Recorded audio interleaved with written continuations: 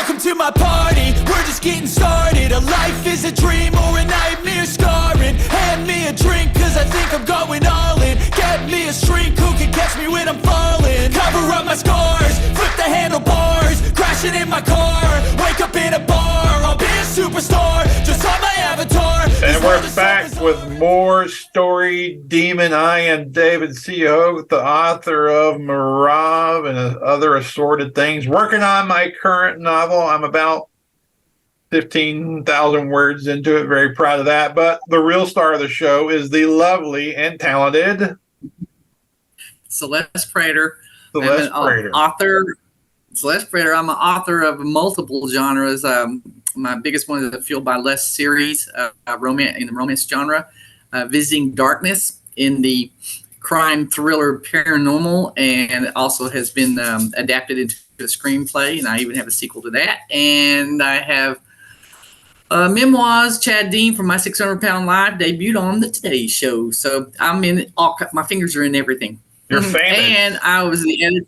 Yeah, I was an editor for Chris on his book, his fantastic book, Marav. So I had a great time with him on that one. And that's how we ended up being friends. I thought of this the other day. If Marav is a good story, you can thank me. If Marav is a good book, you can thank Celeste. That's the key right there. That's the two different things. After the story's written, editing comes in. I'm a good writer, but I wasn't an author or a novel writer. I was just a writer. I was a storyteller. You had to teach me the craft. That's why we're doing this show, Story Demon, talk about the craft of doing all this stuff. The craft of it, yeah. And I can't tell you how many people. Go ahead. It's a weird world. Yeah, it is a weird world. I've had so many people reach out to me since I've published the book. They're like, "Hey, I want to write too." And I'm like, "Well, writing's one thing. The craft is a whole other." So it's hard. Yeah, I told you, like when I got contacted constantly by people on Facebook or Instagram saying, "Hey, I have this great story I want to tell. Can you read what I've done, or can you help me, or whatever?" It's like, help is how long? How many years? How long have we worked together to do Marav? Well, you and I started talking about. Well, you and I started talking probably about 2018 or so, give or take. But actually working on Marav was roughly 3.5 year process. Yeah. And so if you're going to do it hardcore, because I had to teach you the craft of it. Yeah. I wasn't just jumping in and doing the editing for you. It was, hey, no, you got a POV violation. No. Yeah. You got to start it out with action. So that's why we're here. Chris has been through it. He got beat up, bruised, and battered all the way through it, and just became a great author. And once all that came together, that story just sings for people now, because the craft brought it into the format that it needed to be brought to the reader. And put a bow on this part of the show. To me, the desire to get my first novel done was more important than my ego or vanity or any of that. So I was willing to take all the lumps you could give me. Every time you gave me a knuckle sandwich, I just took it, because I didn't care about me. I cared about the book. So I was like, I don't think I ever acted butthurt. I don't think I did. No, you did wonderful through that. You took a lot of criticism. I was careful how I did that to you, see, because you didn't know, And if someone's going to come in and edit your book and go, "Well, that's just wrong. You don't do it that way." Well, by God, you better train them, show them how and why. Why was your, because it could have been just my perspective that I didn't like it that certain way, like a normal reader. Yeah. So sometimes you fought for those things, and I go, okay, understand. So, but it's kind of like turning little ways because it confused me or something. There's a misunderstood word. Ignorance is a misunderstood word, and to me, ignorance means you just don't have the knowledge. Doesn't mean you're dumb or don't have the capability. You just don't. Your brain doesn't contain the knowledge. I was ignorant on novel writing, and then you had to tell me. I knew I was smart enough to get it. I just didn't know. Yeah, exactly. That's the whole point. Storytelling, because a lot of people know, I was like, well, anybody can write a book. Good luck. Go for it and show me it. It's because you got this great story you're getting, just like you dealt with for 20 something years, and saying, I'm writing it down. Yeah, you can write it down all day long, but the world of the reader, they're not going to accept it if it comes just in this crazy formatted Word document, with bad editing and stuff. They can get chunked real quick and they'll never learn your story. So that's what we're here for today. And a novel, my book I'm working on now, I am writing a novel. I'm not telling a story. I am writing a novel. So when you get it, it's going to be a novel. It won't be perfect. We got to edit it, but it's going to be a novel. So speaking of that, today's topic is I want you to kind of expand on this, but I'll just introduce what it is. Today we want to mix two topics that are kind of mixed, but also together. We want to talk about chapter 1, and we're going to talk about dialogue. So why don't you lead off on what you're thinking? Good. Like I told Chris when we first started dealing with his book, and he brought me what he had so far, and he had sort of formatted.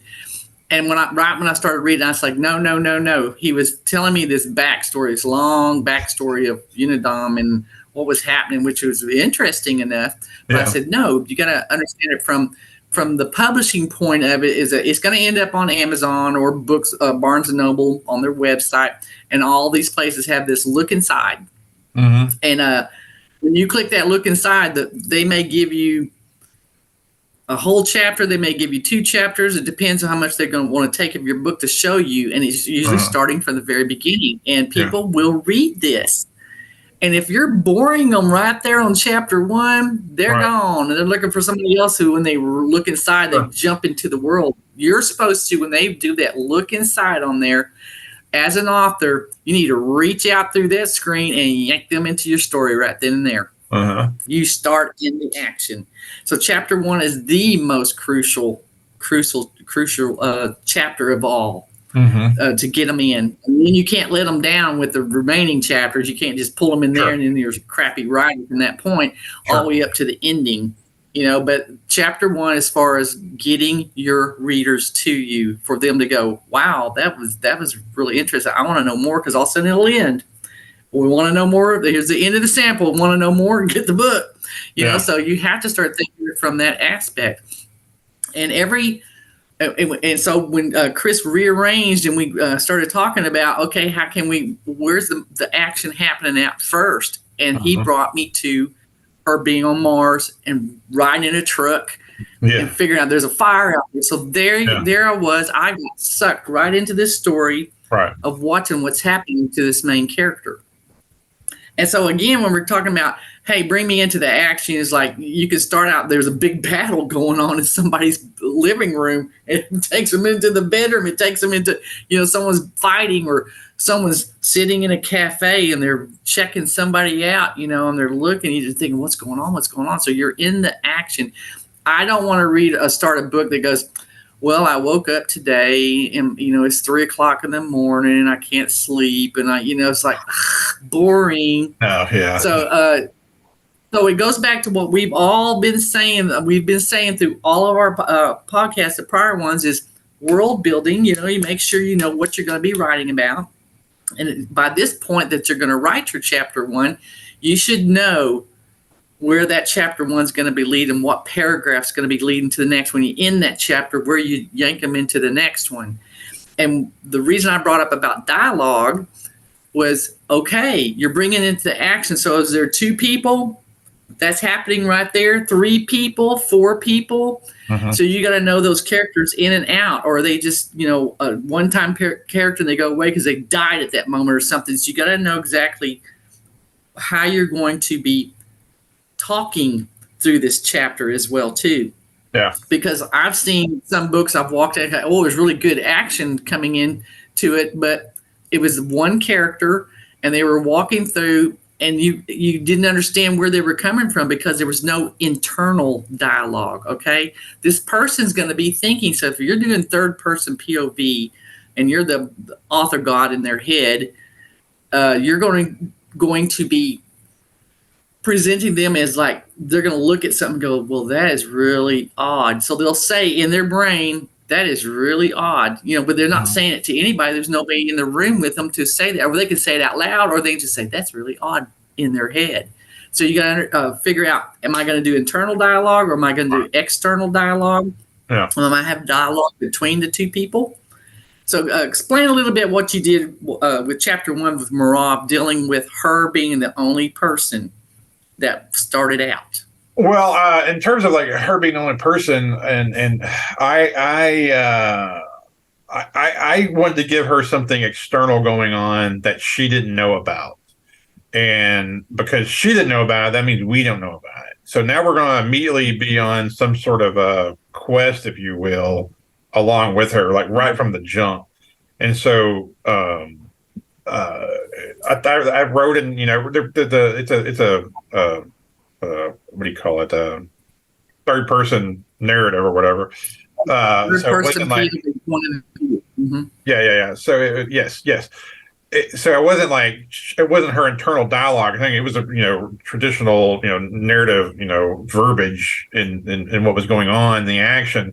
But I would throw in tidbits of like little excerpts of what her mind would be thinking and like her adjectives that she would use, her interpretation of the visuals, and then this kind of ties into our show about world building. And I was pretty disgruntled. I say that jokingly. I was pretty disgruntled that I ditched all my prologue stuff that I had before with the world building prologue stuff. So I came up with the idea that, okay, well, by the end of chapter 1, I want you to know this world. Not every detail, but you're going to have a working knowledge. So I wrote in the first one, you got a mystery. We're now involved with her. We're seeing the world through her. We're hearing little excerpts of how she views the world. And she gets to this diner and there's a TV on, and it happens to be the anniversary of this day that's very important. And the TV shows a news report and a speech that talks about that day. And by talking about that day, we have set up the entire universe. Thank you. And yeah, all of that big prologue, which would have bored snooze for your reader, you did it and concisely down to a TV program. In the first chapter to build that world and her reactions to that. And what I liked about your internal dialogue going there was nobody for her to talk to other than her talking to herself. After a while, they're going to look like they're a crazy person if they're constantly talking to themselves. Yeah. So you want to give.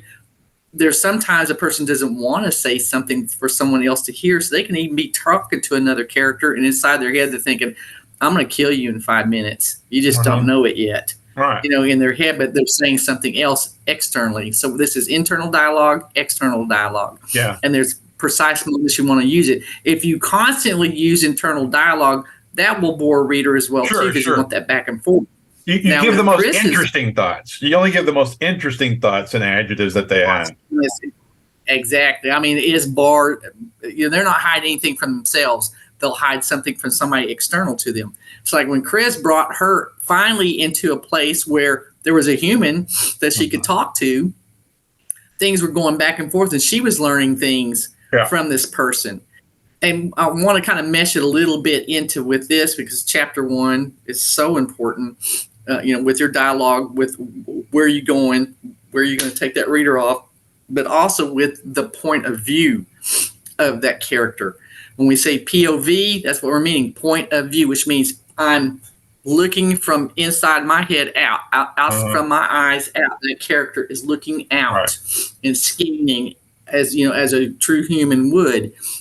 And Chris had that as a new writer, starting in where I was reading his great story also, and I was like, well, who's doing what now? I got confused because all of a sudden this guy he was talking to was starting to have an internal thought, or he was doing something. I was like, no, wait.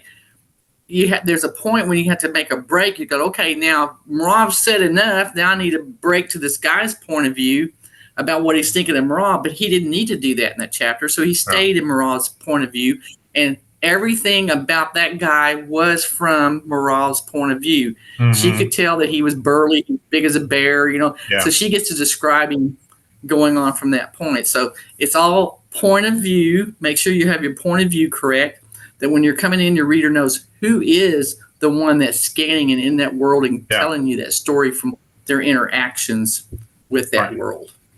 Yeah,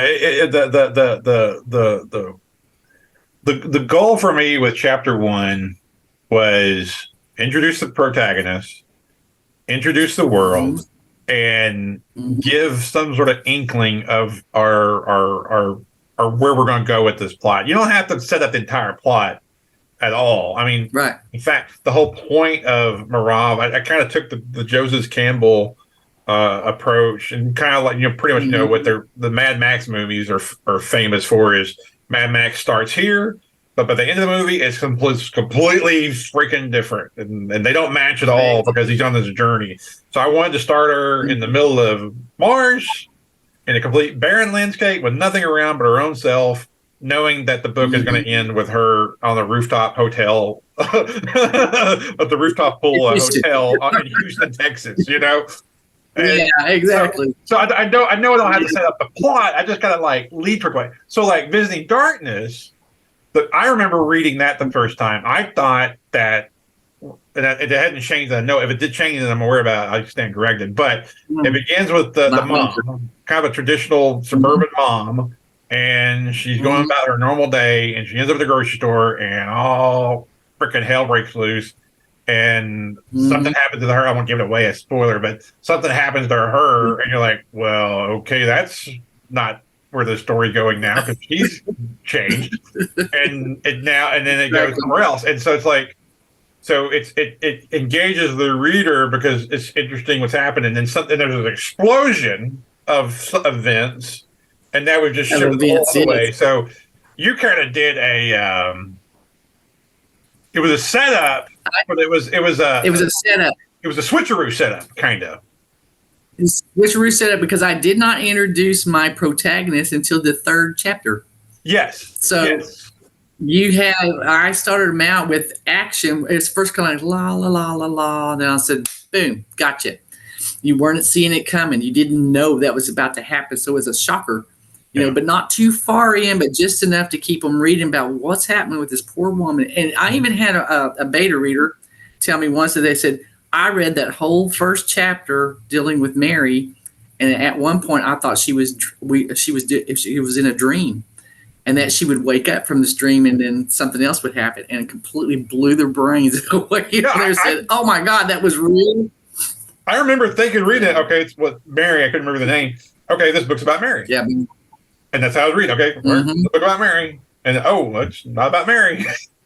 It's not about Mary anymore. But it really is about Mary, but Mary leads to something else because all of a sudden, third chapter, I'm bringing in Max. But you did something. You've been writing a while, so you have a skill to be a little more. I can play. Yeah, you can play around with stuff. You're just skillful now. You were setting up the antagonist from chapter one. We might not even realize it, but that's what you were doing. Right. So, exactly. Yeah, Max might not show up to number 3, but the antagonist is on the first freaking sentence. Yeah, you just know it. You didn't know it. Yeah. Yeah, you didn't even know it. That goes back again, and I'm glad you brought that up because it goes back again. What we've been hammering is going, know your plot line. You can't just, you have to have the overall plot line, not every little nuance of it, but hey, what is it? What is this book going to be about? And where do I want to take it? And you can play, because then you can say, "Ooh, I'm going to do some setups right here in this first act or whatever." That by the time I get to this middle act, then you're going to go, "Oh my God, it just twisted me right to there." Right. And then when you think that you have it down and you know what's about to happen, and it's not a forced either. It's kind of like, oh my God, just him walking into this room and seeing something. You go, oh crap. So that's the fun part of being an author, is when you're not just fighting your way through trying to get words on a paper. You're also watching the story weave its way all the way down to the end in the little pops. And that's what I was doing with you when I was editing, was saying, oh, because you had that story and it was there. And I said, hey, let's do a little point of view from this point because blah, blah. And you were getting it. You're alarmed because I said, he's going to be a damn good author. Not just a storyteller, but a damn good author. Well, kind of reflecting back on, thank you for that, but reflecting back on knowing your story, it's kind of like I keep thinking the movie The Sixth Sense, and that movie's been out for 20 years now, so I think I could talk about it without blowing it. But the movie Sixth Sense, you don't find out at the end that Bruce Willis has been a ghost this whole time. Well, when you watch it like a second time, you realize, well, the clues were all there. You don't know it. You don't know the clues are there because you just don't know. But you realize on a second viewing, oh, he never hit it. He never once hit that he was a ghost. He's a ghost. And you're like, well, shit. You just made an assumption all the way through. You made an assumption all the way through because he was such a good storyteller. Yeah. So that's the kind of things I'd love to see in stories, because I can get bored really, really quick. And I've had a lot of beta readers that get bored really quick with books that go like, the second chapter, I knew it was going to happen. That bores them. Right. But, beta reader me, they go, I thought I knew what was going to happen. And then the second read, if they want to actually got the book to start, or second read, they go, I go back through your books because I want to see where I got misled, and I can see there it was. Why didn't I see that? Yeah. So it's kind of neat, the epiphanies, you might say. Without being careful of spoilers with Marav, when she's introduced to a certain someone that you don't know if they're good or bad, it really is apparent, but you don't really realize that until you're at the end of the book. And even along the way in the middle of it, it's pretty apparent, but there's a little bit of gray area kind of left there. Things could go either way. But I would think if you're on a second reading, it would be very apparent. Yeah, this cat's no good right from the get go. Right. And I don't know that was any master stroke on my part or any sort of like planned thing. It just sort of just worked that way. I think sometimes it happens. I knew what he was, so I just wrote it because I knew ultimately, because I knew the story, that's where we would end up. That's the key right there. And so I didn't really have to be trickery. I just wrote it. Right, you didn't have to, because that was part of your world building and your character development all the way through, because you knew you were going to make him that bad guy. And you knew, like you said, the setup to making that. And also like the dialogue with them. Again, chapter 1, any chapters, dialogue, internal, external, and those little setups of making that person more real to the readers.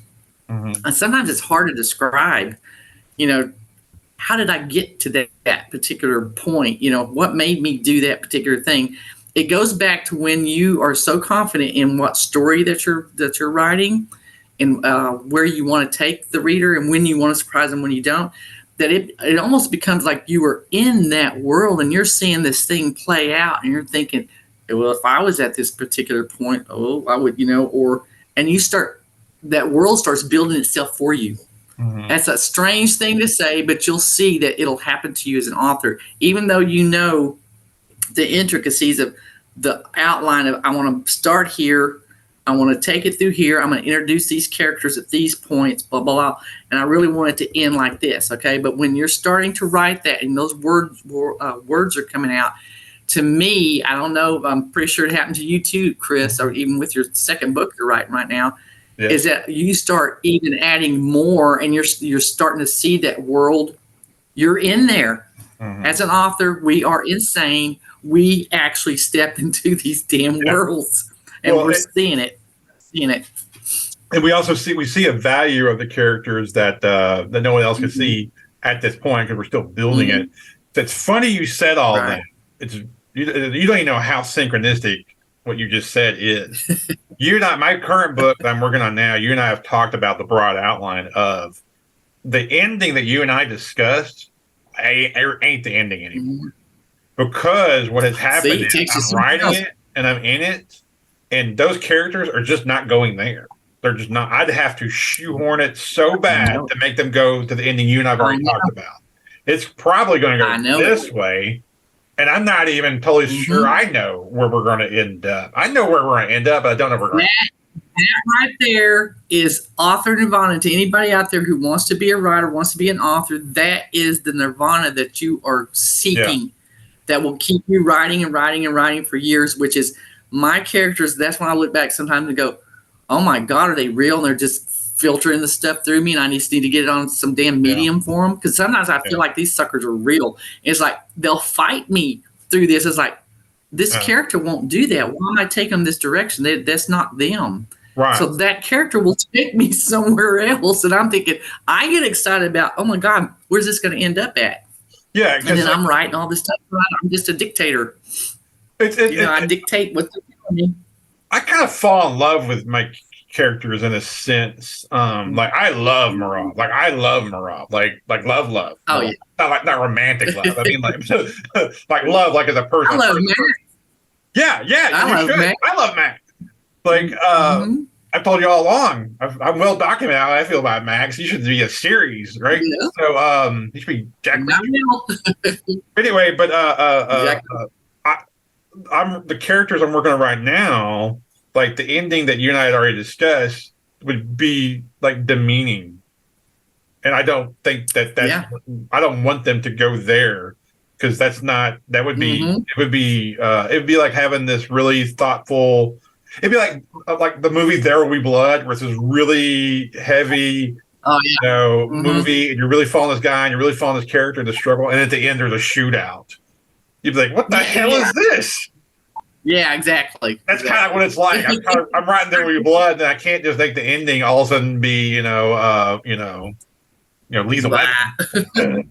Exactly. It won't work that way. So I gotta listen to That's what makes it as a writer for you that your character that you're writing now is going to be nothing like Marab, nothing like anything you've ever seen before because you're in a new world now. Oh, it's nothing. It's not sci-fi. Yeah, it's these characters will develop. Yeah. So like when Chris was so eloquent about it when we was talking about character development, which is, what is that person's goals? Are they married? Or do they work? Are they destitute? Or they just lost their job? All this stuff about this human that you're, even an android, that you're creating at that moment has to have a reason for being. Same way, like, what's my motives as a human? I go to work, I'm an author, also this, I got all these friggin' degrees, I worked my butt off over all these years, so there's all this motivation and this backstory to these characters. Otherwise, I call them cookie cutter, two-dimensional, sometimes one-dimensional. When I've read books and they're walking in thinking, I don't like you, I've tried all the way through this book to like you, but you have not built them into a relatable being. So that's the whole point. And then if you can't have a relatable being that you're having as your protagonist, antagonist, sidekick, or whatever, then who cares about your world? How can you build that world around that character if you don't have them fleshed out? So it's an art. It is a fine art to finally get to that point where you can surprise readers and get that dialogue that really connects with them. Yeah. So. Yeah. And going back to chapter 1, the dialogue things, particularly the dialogue part of it. So like when Tarantino hit the film scene in Reservoir Dogs was 94, I think, or no, 94, 92. No, 92. 94 was Pulp Fiction. 94 was 90. Right. So when he came out in 92, 94. People raved about because his dialogue has sounded so real, and it didn't. And as time's gone along, his dialogue is probably, if it's not the best in Hollywood now, it's top 3 for sure. And I saw an interview with him, and he said that people say they like my dialogue because it sounds real. He's like, it is very theatrical and stage, and he's right. What he does is he uses real words that you and I use, but there is definitely a cadence to it. There's a prose to it. There's a flow to it that's not, everyday natural. And so, talk about dialogue with our novels. So bring it back to that. What I try and do is going back to the outline and everything else. When that character first talks on page 1 or 2 or whatever, chapter 1. It's new. They're new to us, but they're already 40 years old, 30 years old. They already have a voice. you got to know on page one exactly. what that voice is. So, are they Southern? Are they Northern? Do they cuss a lot? Are they proper? Do they use? Do they say can't or they say cannot? You know, what are they? You got to know that in chapter 1. So, for instance, on the one I'm working with, I have two protagonists basically. One's proper, so they're not going to use cuss words much, and they're going to use a lot of slang. But the other one is ain't got no and everything else. So you got to know that exactly. You got to know that page 1, how they sound. You know, did you have that? Think, you know, otherwise, when you're got them like you have two guys in a situation, they're talking to each other, and they both sound exactly the same. One has brown hair, one has black. Who cares? But they got to have that, like you said, that cadence, that dialogue where it's very distinct. Like Max, blue collar cop. You know, he cusses. He'll cuss F-bombs every now and then. And then you'll have this sophisticated doctor, the psychiatrist. You know, and he's very formal when he's talking and stuff. So that is part of that character development and part of the world building. You know, it's like quit cussing in my office or something. You know, so it's part of how it's like you're in real life, but you're just telling a story of some people you never met before.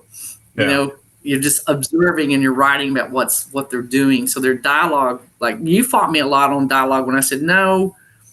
This guy in the sentence, it doesn't use any contractions and then he uses them later. I'm hardcore on if your person uses contractions, they use contractions all the time. Yeah. You know, so I think the main one I gave up on that when I saw your point. The one I bucked you on, and I think I went ahead and did it your way, but I still kind of disagree, is that. And I think, because I know using that in the narrative, I know is a sin. I get that. I don't fight that. I agree with that. Using the word that in the narrative is a complete sin. But in dialogue, but I was using it in dialogue, and you were like, God, you're killing me with how much you're using that in the dialogue. And I'm like, but that's how people talk.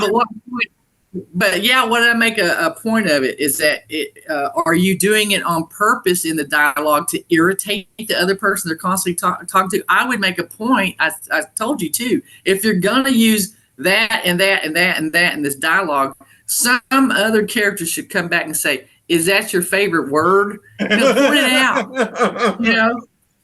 I think honestly, professional reader, huh? I think honestly, the real answer I use the word that in dialogue so much is because I'm a hick and I talk that way myself. So I just kind of I inject it into other people. So I don't think there was any there was no highbrow intention. It's just my dumbass way of talking. That's why we got to be careful because our other readers out there may. That's why we have beta readers. That's why we have editors, because there's a different point of view looking at it. And I swear, sometimes it'll make where a reader will just throw your book across the room and go, "That dude said that 18 times." I'm tired of looking at it. Yeah, people may talk like that, but sometimes go ahead. Well, I was going to say, for the record, I did relent and I did it the way you suggested. So just for the record, I did do it. And sometimes I caved on you because there was a particular thing you wanted to do with it. But like I said, if you're going to make something that obvious, make a point of it, of why you were doing it. I knew what hills I wanted to die on, and those were not the hills I wanted to die. I was saving my hills for something big, and I used it later. There was something we'll talk about a whole nother show. We're running slow on time, but I saved my hill to die on some like a way bigger thing. But anyway, we're running short on time. Go ahead, and we're just about 3 minutes left. So, what's your final thought? Yeah. So basically, what we're just trying to say to you is that be prepared before you start writing that first chapter. And I know a lot of people out there saying, "Hey, I write best if I just free form and write," you know. But once you're, free form and write and do it and try to get your ideas together, move chapter or paragraphs around, whatever you need to do. But when it's coming down to hardcore, this is going to be my first chapter in my book. Action immediately. even if it's mental anguish action, it doesn't matter. It doesn't have to be somebody beating somebody up. It could be mental anguish or, just, but that dialogue is, are you using internal, external? Don't use internal too much. Throw in a little bit of external too. So you want to mix it up for your reader too, instead of just get them bored with this narrative. And then I will never, ever try to school you on first person POV. I hate reading first person POV. I did this and then I walked over here and I was thinking this. It's like, I don't think you get a really good dynamic story out of that about all the internal stuff that can happen. We need to do a whole None of that's happening there. We'll do a whole show on POV. Yeah, we'll do that later about how I can bash the crap out of it. Whenever somebody asks me to review something in a contest and I pull the book up and it's first person, I say, I don't like this already. I already don't like it. I won't write in it. I could, but I don't want to because I don't think that's fair to the reader. But anyway, so yes, know your characters before you start writing that first chapter. You know that character, where they're from, otherwise you're lost. Know exactly where you're going to place them first before you start taking that story down the little trail. Because if you don't catch them in the first chapter, you're gone. You're lost. They will not keep reading. And So that's my advice. That, you said it best. The only thing I'll add to all that as our dog wraps up the show is it might be page 1 for your story, but it's not page 1 for the character. So know who they are and be there. Thank you. So Perfect. All right, you're the pro here. We're gonna get All right. Here we go. And Go. Number 5. I think I messed that one up. I went out this way. This time I went up that way. All right. You did good that time. Good show. We'll catch you on the next one. Bye.